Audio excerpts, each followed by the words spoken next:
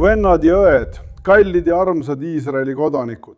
Sellel vabaduse pühal on Iisrael tugevam kui kunagi varem. Kogu maailm kuuleb nüüd meie lõvimöörgamist meie võitluses Iraani kurja režiimi vastu. Võitlus, milles meil on tohutuid saavutusi, suurepäraseid saavutusi. Aga samal ajal tuleb maksta ka väga valusat hinda. Alles eile kaotasime 4 oma parimat poega. Teie, Iisraeli kodanike Nimer, samuti enda ja oma abikaasa Saara nimel avaldan meie sügavaimat kaastunnet langenute ja hukkunute perekondadele. Me kõik kallistame armastusega peresid, kes on kaotanud oma kõige kallima, ja me kõik kallistame armastusega oma kangelasi, kes on saanud haavata nii kehas kui hinges. Sest me oleme üks rahvas ja meid seovad partnerluse ning ühise saatuse sidemed, et kindlustada oma olemasolu ja tagada oma tulevik. Kui meie ülisoperatsioon Ameerika Ühendriikidega on kestnud 6 aega, purustame me süstemaatiliselt terrorirežiimi, mis on aastakümneid hüüdnud surm Ameerikale, surm Iisraelile. See on tõsi. Nad tõusevad meie vastu, et meid hävitada. Ja samuti on selles põlvkonnas ajatollade režiim teinud tohutuid pingutusi, et meid hävitada, domineerida Lähis-Idas, ähvardada kogu maailma. Ta on püüdnud neid tappaid ambitsioone ellu viia tuumaprogrammide ja ballistiliste rakettide arendamise kaudu, rahastades ja relvastades meie ümber terroriorganisatsioonide harusid ja seistes silmitsi ränkade sanktsioonidega, mis talle kehtestati. Nüüd tahan teile öelda, et kõigi nende viimaste aastate jooksul on kogu see protsess teinud Iraani riigikassale maksma peaaegu $1 triljon. Ja nüüd võib öelda, et see $1 triljon on täielikult raisatud ja jäädavalt kaotatud. Aga hind, mille me panime Iraanil maksma, ei piirdunud ainult rahaga. Eelseisva paasapüha vaimus, alates vastupanusõja algusest, oleme kurjuse teljele toonud 10 nuhtust. Hamasi löök Gazas, Hezbollah löök Liibanonis, Assadi löök Süürias, terroriorganisatsioonide löök Juudamaal ja Samaarias, Huuside löök Jeemenis ja veel 5 lööki Iraani vastu. Tuumalöök, raketilöök, löök režiimi taristule, löök repressiooni jõududele ja löök esmasündinutele ning meie puhul löök kõrgetele ametnikele. Alates diktaator Khameneist kuni tuumateadlasteni viitudes revolutsioonikaardiväe ja Abbasise mõrvaritest araablastega. Rääkimata varem Nasrallahist, Aniyast, Deifist, Sinvarist ja paljudest teistest. See on pärast Egiptuse 10 nuhtlust. Tuletan teile meelde, et Vaarao üritas ikka veel Iisraeli lapsi kahjustada ja me kõik teame, kuidas see lõppes. Samamoodi käib võitlus Iraani kurjuse telje vastu. Lahing ei ole veel lõppenud, kuid juba praegu võime öelda, et nende 10 nuhtuse vastu, mida meie vaenlased on kannatanud, oleme saavutanud 10 suurt võitu. Operatsioonides Kobes ja Shegat Haaris ning kogu taassünnisõjas ja siin need on. Esiteks lõime strateegilise pöörde enne 2 operatsiooni. Iraan tahtis meid lämmatada, täna oleme meie need, kes teda lämmatavad. Ajatollade režiim Iraanis on nõrgem kui kunagi varem ja Iisraeli riik on tugevam kui kunagi varem. Teiseks äratasime maailma üles ohu ees, mida Iraan kogu inimkonnale kujutab. Enne operatsioone ei pööranud enamik maailmast neie hoiatustele tähelepanu. Ma tahan teile öelda, et olen rääkinud Lähis-Ida juhtidega nii salajastel kui ka avalikel kohtumistel. Olen rääkinud Euroopa juhtidega. Samuti olen rääkinud Ameerika Ühendriikide juhtidega, Ameerika Ühendriikide presidentidega. Nad ei mõistnud ohtu, aga täna pole kedagi, kes ei mõistaks selle ohu tõsidust. On neid, kes ütlevad mulle eravestlustes, peaminister, me mõistame, me kardame seda öelda, aga me mõistame. Ja on neid, kes ütlevad, me mõistame ja tänu Jumalale tegutseme ka. Kolmandaks, enne operatsioone võitlesime Iraani vastu üksi. Täna võitleme kõrvuti Ameerika Ühendriikidega. Ajaloolises koostöös, mida pole kunagi varem olnud, president Trumpi ja minu vahel, Ameerika Ühendriikide armee ja Iisraeli kaitsejõudude vahel. Me ei tugevda mitte ainult liitu Ameerika Ühendriikidega, vaid loome ka uusi liite piirkonna tähtsate riikidega Iraani ühise ohu vastu. Ja ma loodan, et peagi, Iisraeli kodanikud, saan teile neist olulistest liitudest rohkem rääkida. Neljandaks, me raputasime terrorirežiimi alustalasid, mis enne operatsioone tundus kõik võimas. Täna pärast operatsiooni Kalbi ja sellele järgnenud tohutut protesti Iraanis ning pärast hävitavaid lööke, mille me Iraanile andsime operatsiooni Shahkat Hari, raputasime seda režiimi. Ja ma ütlen teile, et varem või hiljem see režiim langeb. 5. Me andsime tugeva löögi ja eemaldasime oma peade kohalt 2 eksistentsiaalset ohtu.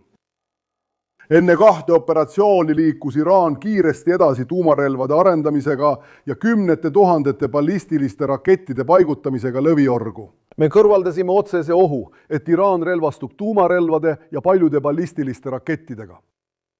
Ja lõvimõirgega saavutasime täiendava saavutuse, purustades režiimi tööstusliku võimekuse selliste hävitusrelvade tootmiseks. Ma tahan, et te mõistaksite.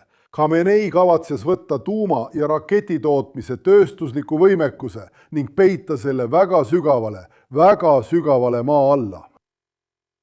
Ja kui ma sellest aru sain, tõin selle küsimuse kabinetti ja ütlesin, me peame tegutsema, sest vastasel juhul ei suuda me nende massihävitusrelvadeni ega nende tootmisvahenditeni jõuda. Me pidime tegutsema ja me tegutsesime. Teate, me murdsime Iraani terroristlike armeede võimu, kes olid meid ümbritsenud lämmatava rõngaga. See on tõsi, sest neil on endiselt järele jäänud võime meid ähvardada, kui nad ei suuda enam ohustada meie olemasolu.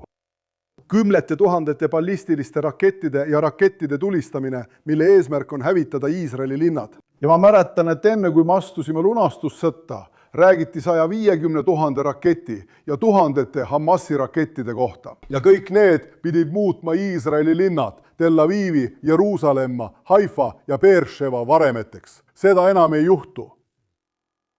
7. Me oleme loonud sügavad turvatsoonid väljaspool oma piire. Gazas, enam kui poolel sektori territooriumist, Süürias, Hermoni tipust kuni Jarmuki jõeni ja Liibanonis, laias eraldustsoonis, mis neutraliseerib sissetungi ohu ja hoiab ära tankitõrjerakettide tulistamise ohu meie kogukondade pihta. 8. Me oleme muutnud oma julgeolekudoktriini. Meie oleme need, kes ründavad ja võtavad initsiatiivi ning meie oleme need, kes üllatavad oma vaenlasi. 9. punkt. Me oleme lõplikult tõestanud, et meie õhutõrjesüsteem on kahtlemata kogu maailma parim. Ja ma tahan teile öelda, et nii paljud riigid pöörduvad meie poole ja paluvad meie abi, sest nad teavad, et me oleme number 1 nii kaitses kui ka rünnakus. 10. punkt. Me näitasime Iisraeli rahva erakordset vastupidavust ja ka Iisraeli majanduse tugevust, mis sõja ajal püstitab rekordeid. Iisraeli kodanikud, me saavutasime need säravad ja erakordsed saavutused tänu teile, tänu meie kõikumatu usu ja meie ühisele jõule, mis on meie eksistentsi tagatiseks. Vaenlased tulevad ja lähevad, kuid meie võimekus ja otsusekindlus neile vastu astuda ning vajadusel nad täielikult lüüa, need on asjad, mis tagavad meie tulevikku. Koos oleme muutunud Iisraeli piirkondlikuks suurvõimuks ja teatud valdkondades isegi maailma suurvõimuks. Oleme selle saavutanud tänu meie vapratele komandööridele ja sõduritele nii tegelteenistuses kui ka reservis. Tänu langelutele, Iisraeli kangelastele, tänu teie vastupidavusele, Iisraeli kodanikud ja tänu julgetele otsustele, mida oleme teinud Iisraeli valitsuses. Kui mõned näitasid üles nõrkust ja anistumist, siis meie jätkasime sõda kogu jõuga ning seisime oma vaenlastele vastu otsusekindlalt ja kartmatult. Kui mõned alahindasid suhteid, mida oleme loonud, sealhulgas Ameerika Ühendriikidega, siis meie jäime missioonile truuks ja muutsime Lähis-Ida nägu. Lõime tingimused liitude laiendamiseks ja rahulingi suurendamiseks meie ümber. Viimase 2,5 aasta jooksul olen sageli seisnud silmitsi otsustavate valikutega. Rafa, Philadelphia, Vipers, Nasrallah, sisenemine Gaza linna. Järjekindlus tuua tagasi kõik meie röövitud inimesed, iga viimane neist, ja mitte sõlmida enam osalisi kokkuleppeid. Sisenemine Süüriasse, et päästa meie truusidest vennad ja loomulikult julged otsused Valle Laabe kohta ja Ari mõirgamine. Kõigi nende otsuste puhul kuulasin teid, Iisraeli kodanikud, ja kuulasin teid, sõdurid ja naissõdurid. Kohtasin teid väljal ja te ütlesite mulle, me saame väga hästi aru, mis on kaalul, me oleme tugevad. Minister, ära anna järele nõrkuse ja masenduse häältele, jätka võitlust, jätka meie juhtimist võidult võidule. Ja just seda me teemegi, see ongi see, mida me teeme. Ja nüüd tahan ma esitada ühe küsimuse. Tahan küsida neilt, kes on stuudiotes ja opositsiooni esindajatelt, mis teiega juhtus? Eksistentsiaalse võitluse ajal, selle asemel, et langeda väikese poliitika ohvriks, tõstke meie poole moraali, mitte vaenlase oma.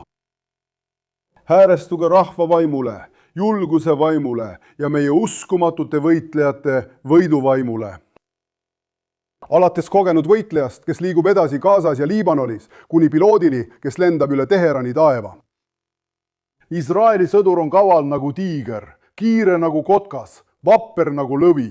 Jätkame terrorirežiimi alistamist, tugevdame enda ümber julgeolekuvööndeid ja saavutame oma eesmärgid. Pesahi Hagadaas on kirjas ja see oli see, mis toetas meie esiisasid ja meid.